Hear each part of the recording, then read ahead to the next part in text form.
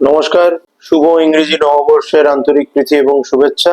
উৎসবের মরশুম কেটে গেল, নববর্ষ পেরিয়ে গেল। সামনে যে মরশুমটা আসতে চলেছে এটা কিন্তু খুবই গুরুত্বপূর্ণ আমাদের জন্যেও এবং আমাদের বাড়ির শিশুদের জন্যেও।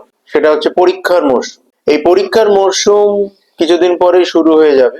এই ভিডিওটা যে দিয়ে মাধ্যমে যে বার্তাটা আপনাদের সামনে পৌঁছে দিতে চাইছি, সেটা এখনই উচিত সময় যে বাচ্চাদের পরীক্ষার জন্য প্রস্তুতিটা শুরু কর।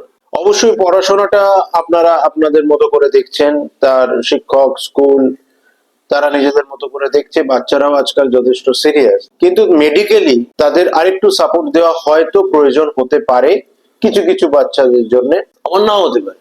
কিছু লক্ষণ আপনাদের সামনে আমি তুলে ধরতে চাই। সেটা হচ্ছে যে বাচ্চার এখন সবকটা সাবজেক্ট একসাথে পড়তে হবে, তার মক টেস্ট দিতে হবে, বারবার রিভাইজ করতে হবে, লিখতে হবে। তো সেখানে প্রথম যেটা সিমটম বাচ্চারা দেয় সেটা যে আমি সব ভুলে যাচ্ছি। অথচ সে পড়েছে, কিন্তু তার মনে হচ্ছে যে আমি সব ভুলে যাচ্ছি, আমার সবকিছু গোলমাল হয়ে যাচ্ছে। এই প্রশ্নের উত্তরটা আমি জানতাম, কিন্তু যখন আমি প্র্যাকটিস করার সময় লিখছি তখন 4টে পয়েন্ট মনে পড়ছে, 2টো পয়েন্ট মনে পড়ছে না।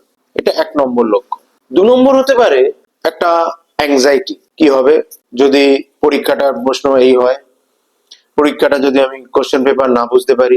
এটা একটা স্ট্রেস বা আতঙ্কের সৃষ্টি করে।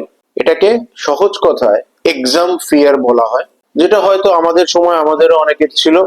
অনেকে সেটা স্মার্টলি ওভারকাম করতে পেরেছেন, অনেকে সেটা পারেন না। তাদের যাদের পারেন না বা যেসব বাচ্চাদের একটু সাপোর্ট দিতে হয় তাদের জন্য, এবং আজকে যারা বোর্ড এক্সাম দেবে, হয় 10 ক্লাস দেবে বা 12 ক্লাস দেবে বা পরবর্তীকালে বিভিন্ন এন্ট্রান্স টেস্টের মাধ্যমে যাবে, তাদের বাবা মাদের জন্য আমার এটা স্পেশাল বার্তা যে আপনারা জানেন যে গত 10 বছরে বা 12 বছরে আপনার বাচ্চার এক্সামের সময় কিভাবে বিহেভ করে বা কিভাবে তার নর্মাল বিহেভিয়ারটা চেঞ্জ হয়ে যায়। আমি বলছি না যে প্রচন্ড এটা অ্যাবনর্মাল, কিন্তু যেটা আমি বার্তাটা দিতে চাইছি সেটা হচ্ছে হাত পা ঠান্ডা হয়ে আসা, রাতে ঘুম এমনি কম হবে পড়াশোনার চাপে, ফলে সকালে উঠলে লেথার্জি বা কি হবে ভাব, এবং পরীক্ষা যাওয়ার আগে 2 দিন আগে থেকে একটা স্ট্রেস শুরু হয়ে গেল, হাত পা ঠান্ডা হয়ে যাচ্ছে। অনেক বাচ্চারই আছে পরীক্ষা দিতে যাবার সময় বা 2 দিন আগে থেকে, স্পেশালি যে সাবজেক্ট গুলোতে ওরা ততটা কনফিডেন্ট নয়, সেই পরীক্ষাগুলো দিতে যাবার আগে তার হাত পা কাঁপছে, বারবার একটা পটি পটি যাওয়ার ভাব, সঙ্গে সবকিছু নাকি ব্ল্যাঙ্ক হয়ে গেল। এগুলো খুব কমন। আরেকটু এক ধাপ এগিয়ে কিছু বাচ্চা অনেক সময় ফেন্ট হয়ে যায়। এটা অবশ্যই স্ট্রেসের জন্য হয়, এক্সাম ফিয়ারের জন্যই হয়।